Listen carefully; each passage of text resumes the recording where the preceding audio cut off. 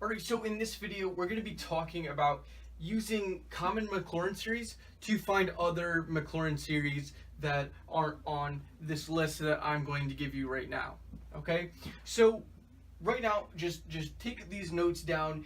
These are all the common Maclaurin series that you need to know. Actually, there's two others that I'm going to include. I just couldn't fit it on the board.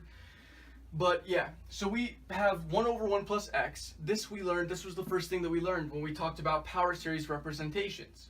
Okay, that's equal to 1 plus x squared plus on and on and on. And that's equal to the sum from n equals 0 to infinity of x to the n. We also know that the interval of convergence will be from -1 to 1. Now, I believe we've done it, the first Taylor series example that we did was with e to the x, okay? And this was equal to 1 plus x squared over 2 factorial plus x cubed over 3 factorial and on and on and on. And that's equal to the sum from n equals 0 to infinity of x to the n over n factorial. And your interval of convergence is going to be infinite. Now, for sine of x, I don't believe we did an example with this. We did sine of 2x though. And here you have x minus x cubed over 3 factorial plus x to the 5th over 5 factorial. And that's going to be minus will be the next term. And you'll end up with the sum from n equals 0 to infinity of -1 to the n times x to the 2n plus 1 over 2n plus 1 factorial. And you get an infinite interval of convergence. Now, the cosine of x1, we have worked with that before, and that's basically just like the sine one, only just a tad bit different. We're taking different terms this time. Now we have 1 minus x squared over 2 factorial plus x to the 4th over 4 factorial minus x to the 6th over 6 factorial plus and on and on and on. And that's going to equal the sum from n equals 0 to infinity of -1 to the n times x to the 2n, whereas sine is x to the 2n plus 1. Okay, that's an important difference to note. And then your factorial is 2n factorial rather than 2n plus 1 factorial. Okay, and here your interval of convergence is infinite. Now, we have natural log of 1 plus x. I believe we've done some work with this. We took the integral of natural log of 1 plus x, and taking the integral of that gives us 1 over 1 plus x. Taking the derivative of natural log of 1 plus x gives us 1 over 1 plus x. That's better. Now, that's going to give us x minus x squared over 2 plus x cubed over 3 minus x to the 4th over 4. And that gives us the sum from n equals 1 to infinity of -1 to the n minus 1 times x to the n over n. And that interval of convergence is going to be -1, not including, to 1, including, you're going to include that 1. Now, last for this little board here, we have arcsine, and that's something we haven't talked about. That's just x plus x cubed over 2 times 3 plus, and you can see this is kind of weird, 1 times 3 times x to the 5th over 2 times 4 times 5. That's going to be plus on and on. And that's going to be the sum from n equals 0 to infinity of 2n factorial times x to the 2n plus 1 over 2 to the n times n factorial times 2n plus 1. And this is the interval here is going to be -1 to 1, and we're going to include those endpoints. Okay, so I'll let you, if you haven't finished getting these notes down, you can pause the video now, get the rest of them down, and we're going to move on to our last two to know. So here are our last two. We have the inverse tangent of x, and that's going to be equal to x minus x cubed over 3 plus x to the 5th over 5 minus x to the 7th over 7. And you're going to add a bunch of more terms. Sum equals n equals 0 to infinity of -1 to the n times x to the 2n plus 1 over 2n plus 1. Your interval of convergence is -1 to 1, including both endpoints. Now, lastly is your binomial series, and this is something we have done. Okay, this is 1 plus x to the k power, and this is written as the sum from n equals 0 to infinity of your binomial coefficients. Remember, that's what this notation means, times x to the n. Now your binomial coefficients written out is this k times k minus 1 times k minus 2, on and on, k minus n plus 1 times x to the n over n factorial. Okay, the x to the n, of course, is not part of the binomial coefficients. It's just the other thing sitting around there. And your interval of convergence is -1 to 1. it's at least going to be -1 to 1. It also depends, you might include some endpoints. It depends on k, which we did go over in the last video. Okay, or in the binomial series video. That should be the last one though. Who knows? All right, so why did I just give you this huge list of common Maclaurin series? Well, now we don't have to start off with a Taylor or Maclaurin series from scratch, okay? We can already build from one of these preset, I guess you could say, one of these preset Taylor or Maclaurin series, okay?